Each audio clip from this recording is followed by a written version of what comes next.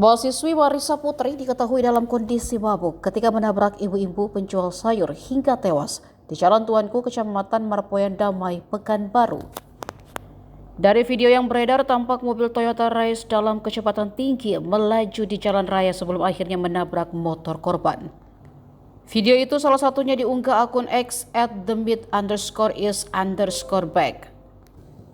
Tampak mobil Marisa tak sedikit pun melambat atau melakukan pengereman ketika ada motor di depannya.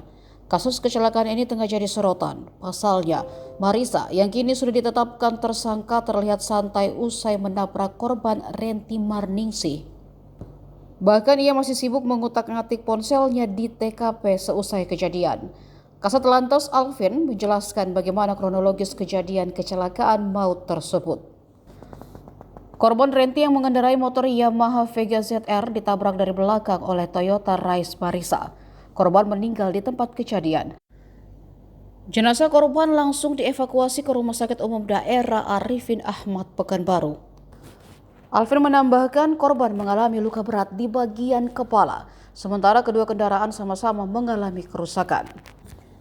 Saat kejadian, Marisa diketahui baru saja pulang dari tempat dugem. Pelaku juga saat menjalani tes urin diketahui mengonsumsi narkoba atau minuman keras.